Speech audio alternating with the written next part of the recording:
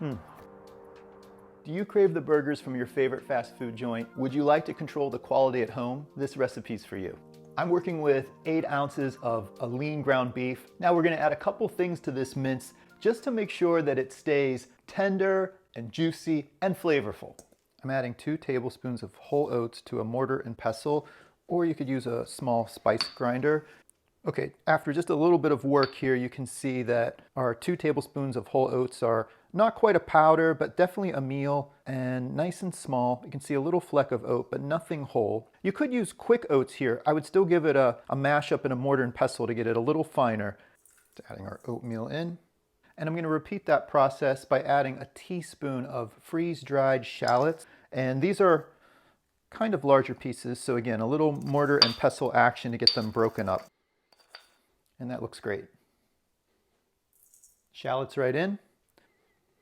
A couple teaspoons of milk just for a little moisture, or you could use water here.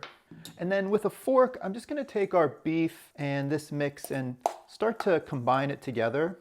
I really like taking a fork through to get all of the ingredients combined without compacting it. It actually feels like you are lightening it more. This burger mix recipe doesn't actually come from any particular fast food joint.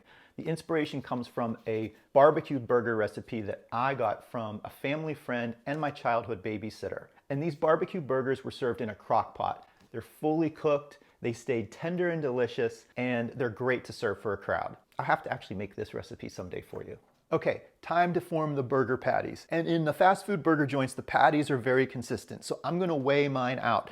And I have my scale lined with a little bit of cling film. I'm going for 4 patties total. And then I'm gonna place them on a sheet pan that I've lined with parchment, and I've buttered that parchment paper just for a little extra flavor and to make sure that they don't stick. I find a little water on your hands is good for this.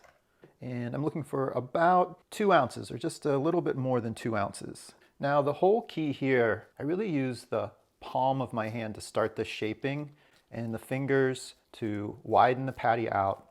And I take my thumb and depress on the sides to keep the side of the burger looking very even, not so cracked or separated. I'm going for something that's about 4 inches or a little bit more than 4 inches in diameter, about a 1/4 inch or even less in thickness. Okay, that's looking pretty good to me. 3 more to go. And we're at about 4 inches, or about 10 centimeters. I'm using a high quality beef that I'm really confident in, and that's one of the advantages to cooking fast food-ish, but at home. Okay, last one.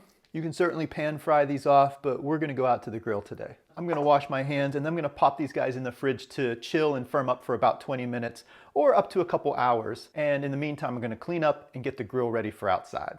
I mentioned that I'm really confident in the beef that I'm using today, and that's because I know where it comes from, my family's farm. In the early 20th century, my grandfather Paul ran a dairy where he delivered milk door to door. In the 1970s, my dad and uncle converted over to beef farming, which is what I knew all growing up. And even though it's just a small family hobby farm, my dad took it to the next level over the last couple years by partnering with Penn State University's Certified Angus program for the bulls that he's obtained. And now our entire herd is certified Angus beef. As a small family farm, the animals have a much better quality of life, and you're typically supporting your local community. So know where your food comes from. I have some great bakery rolls that I'm gonna take out to the grill as well, and I'm spreading some softened butter on those so they toast up beautifully. Usually in the fast food joints that I go to, the rolls are toasted. Okay, our burgers have been chilling. The grill is getting hot and ready. Seasoning our beef now with a little salt and pepper. And because this is lean beef and I have it, I'm gonna dab on a little bit of what's left over of our softened butter. A little extra flavor. Why not? And yes, one of the best melters, American cheese. Ready for the grill. Always important to clean that grill. A little wadded up paper towel with oil right when the grill's really hot. Perfect. So just before coming out to the grill, I cut the parchment paper into 4 squares, which makes it much easier to then take the burgers and place them on the grill. And I've washed our pan. Looking great.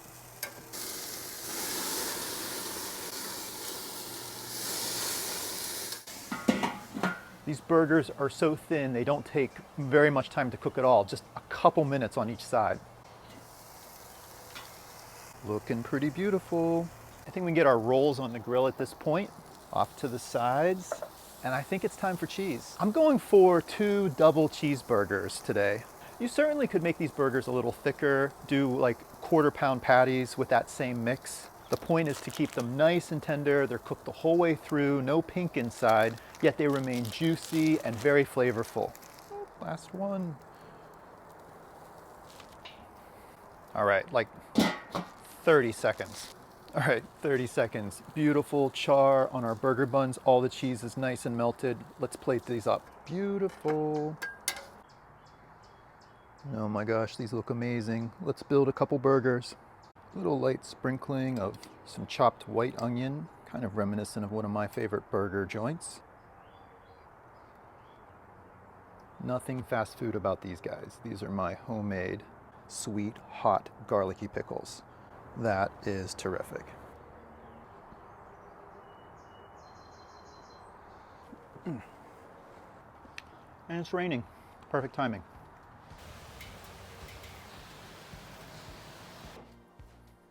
Quite possibly some of the best burgers in the world. Here we go.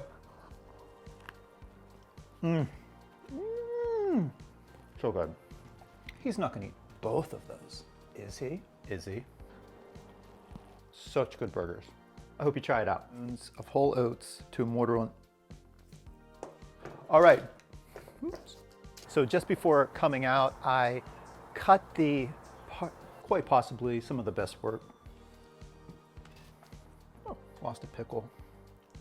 I'm so mad. How dare you? How dare you?